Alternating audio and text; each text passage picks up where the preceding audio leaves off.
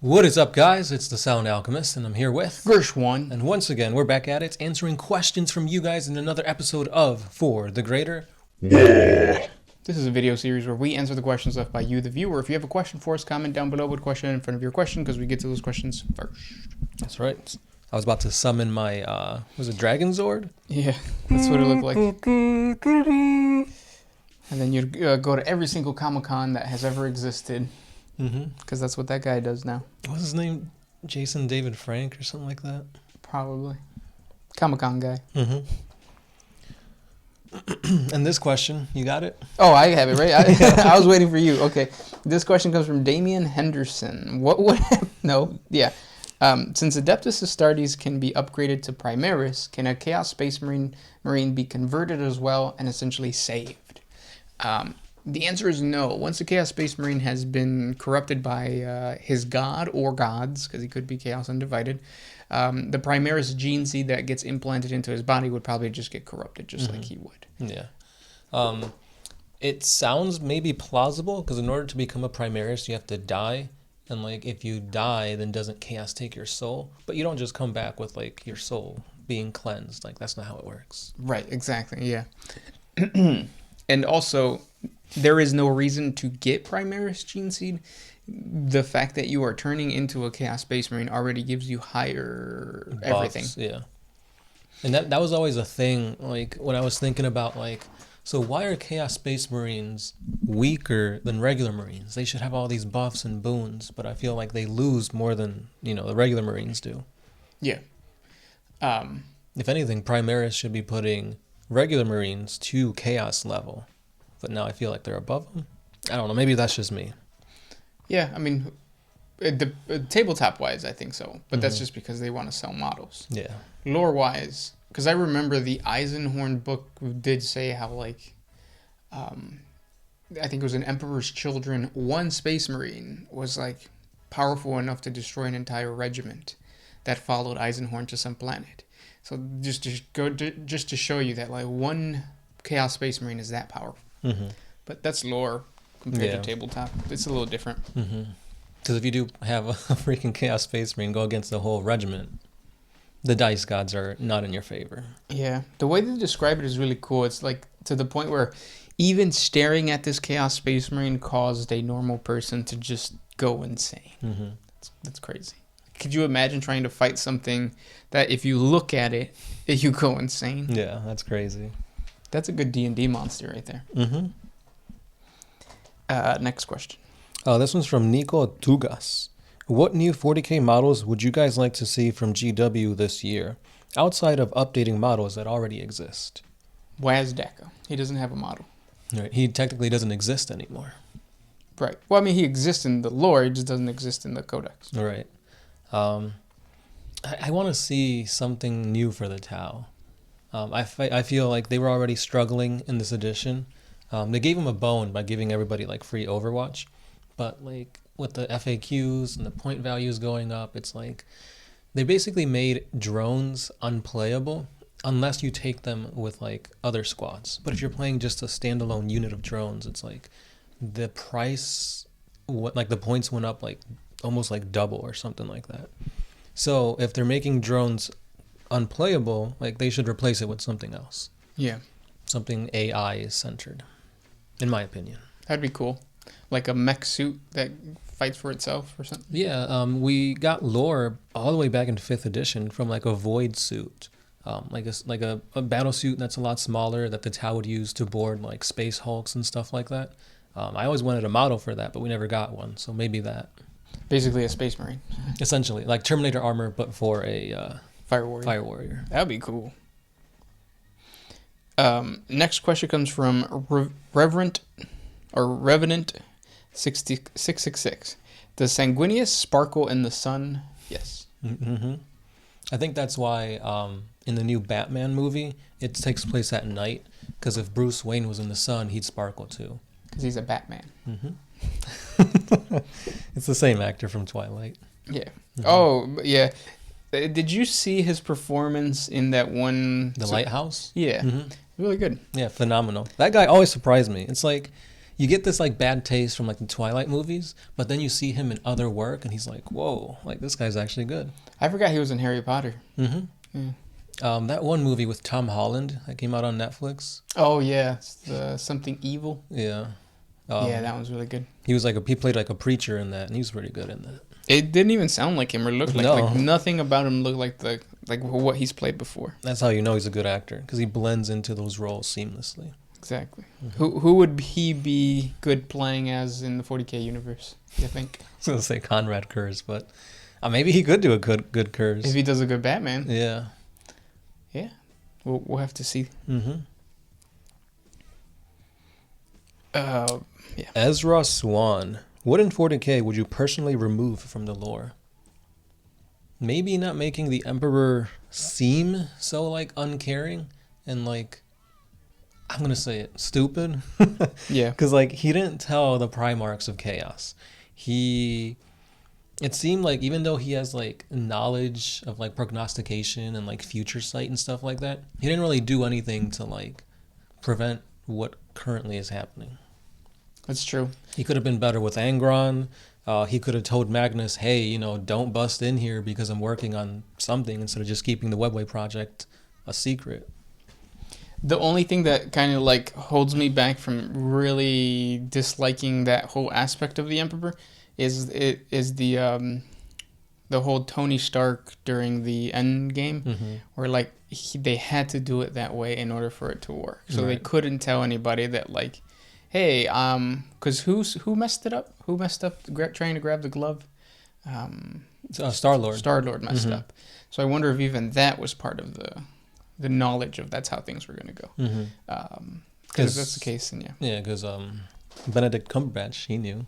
Yeah, so then it's one of those situations where like maybe the Emperor knew that he had to be ambiguous about everything in order for it to like work out in the end. Yeah, it's like I gotta let half of my sons go to Chaos in order for the Imperium to prosper like thousands of years from now. Yeah, I mean, not a lot of people are gonna die until then, but yeah, That's it's not about the end goal; it's about the journey. Yeah, I guess. No. Next question comes from. That's a really long one. You got one? Yeah. This one is by Warsmith Gauze. Can Fabius Bile create traitor marines with reproductive organs? Asking for a friend. I mean, if you ask him nicely. Yeah, he can do whatever you want. He can attach more organs than needed. Attach 2 organs into one, so it's like a docking station at all times. Yep. He's a named character, so anything is possible. Fabius Bile is like the mad scientist of 40K, if you don't know who that is. Yeah. He's part of the Emperor's Children. He's got a whole bunch of like... Are they like mutants? They're just like abominations that he's like stitched together. During the War of the Spider, apparently he got his hands on some Custodes, but we don't know exactly what that means or what ramifications that will have. Right. But I'm excited. Definitely excited. Next question. Ooh, this one's by Yarshman. So he's saying that there was an augmented reality Warhammer AOS tabletop project in the works a few years ago, but I have no idea what happened to it now. That's pretty cool. So it's like you put on like the headset and it's like you're playing 40K and you like move stuff. That'd be cool. Yeah. Kind of like Yu-Gi-Oh. Oh, okay. Oh, that wouldn't be that cool then. Because just play the tabletop. Yeah. But I guess if like COVID and all that, like, you can play against anybody anywhere. Oh yeah, it's sad that things are moving away from just human to human contact. It's more like cyberpunky. Yeah. This next question comes from Troy Masters. What monsters will they bring out for the team up in the next movie after Kong wins and is giving the title of king? Oh, I didn't think about that. I thought it was gonna be like a Batman versus Superman, where it's like you have Kong on the floor and you have Godzilla with like his foot on Kong's neck and Kong's like, save Mothra, and then Godzilla's like, how do you know that name? Memes are good, man. But Mecha Godzilla is a thing. Oh yeah. There's a whole bunch of other like monsters that I don't know their names. I was huge into that Godzilla series, like, what was it, Godzilla 2000? The cartoon? Yeah. Yeah. There's like a bat monster, like slugs monsters and stuff like that. Why are you rooting for Kong then in Godzilla versus... That was a good question. Probably because Kong was a baby in his movie. It's true. And it's like now he's like an adult and I feel for that. Mm. Godzilla was always just a cool reptile monster that breathes radiation. Yeah, that's true. I had a Godzilla monster like toy back in the day. Yep. It was blue, right? Mm-hmm. Yep. My dad took it to Mexico. I have it now. Yeah, I probably do in your house over there. But so the story changed then? Because I thought it was the atomic bomb that created Godzilla. No, they were bombing Godzilla. Oh, okay. Because I always thought it was, yeah. Okay. Yeah, I don't think they explained how or where he came from. Just that there's like undersea tunnels or like warp gates under there. And like that, like there's a whole new biome under like the crust of the earth, and that's where all these monsters are coming from. I get it. Do you though? I do now. Okay. No. It's like, what was that one? Basically like Titans versus... Oh, the... Jaeger or something? They were called Jaegers. Pacific Rim. So it's basically like Pacific Rim, kind of. Did you ever see the second one? No. No. Me either. The first one wasn't bad. Right. It's one of those movies, like, even this whole, like, King Kong versus Godzilla, it's one of those things where, like, I really wished that it was good story, but it's not. You're just there to see monsters fight. Yeah. Like, I never even care for, like, the human parts in those movies. I hope that in the future, big companies stop making those types of movies and they move more towards, like, good narrative stories, and they allow, like, the guy who created Astartes, the guy who created Death of Hope, all those people create these, like, you know, just beat 'em up type of movies. But that actually make like sense and good story. Yeah. Or even if they don't, it's good practice. Like if you notice, Death of Hope has a story, but you are there to see like Space Marines fight each other in the grim darkness. Yeah. Yeah. Same thing with Astartes. Yeah, like I think that's one of the things that Astartes does really well. It blends storytelling with very few words. Yeah. And I feel like a lot of movies nowadays, especially big blockbusters, they give you the whole exposition by just people just saying it. Yeah, that's why if they like actually hired good writers and they got the narrative down and they let other people do what they do, then yeah, it'd be good. Right. We'll see what happens though. A ver qué pasa. Speaking about movies, Douglas Rosa says, why there is not a good movie in 40K? You think GW should use movies to get more people for the tabletop games? I think they're focusing on TV shows and animations. Because they revealed that since last year, but I think COVID's like really slowed things down. Because we have an animation on like Sisters of Battle and Assassins. We've got the guy who worked on Hell's Reach doing a Blood Angels animation. There was supposed to be was it an Amazon or Netflix TV show on Eisenhorn? Yep. So there's stuff coming. We just gotta wait. And that is how GW is trying to get. Because I was thinking, somebody commented this, or I don't remember what video, but we were talking about the price range of GW, and he said that he doesn't understand how GW is attracting new players, especially if like they're trying to push towards kids with like Warhammer Adventure and like these comic books and stuff like that. Like, why are you trying to introduce kids to a game where like you have to pay $50 for a single troop box? Yeah. It used to be $20. Now it's insane. And it's true. Like, they better focus on other sources of content creation in order to get people interested. Hopefully it works for them. Yeah, and the whole thing like with movie theaters and movies nowadays, it's like if they do make a movie on Warhammer, like how are they gonna like put it out? Because obviously with COVID, theaters aren't open. And if you just put a Warhammer movie out on like Amazon or Netflix, people aren't going to know what it is. So they're not going to be like, oh, this got recommended to me. Let me pop it on. That's true. Yeah, who knows how things are going to happen in the future. Hopefully AMC goes up, though. Yeah. Go buy AMC. And then the whole thing with GW is they already have a movie out, Space Marine. Which one? It came out like, I want to say in the either early 2000s or like... Yeah, but it was really bad, right? Yeah. Yeah. Like, if you wanted to see just Ultramarines fight against Chaos, you could watch an hour and 30 minutes of that. But, like, Astartes is, like, the best of the best. Like, after watching that, I can't go back. Yeah.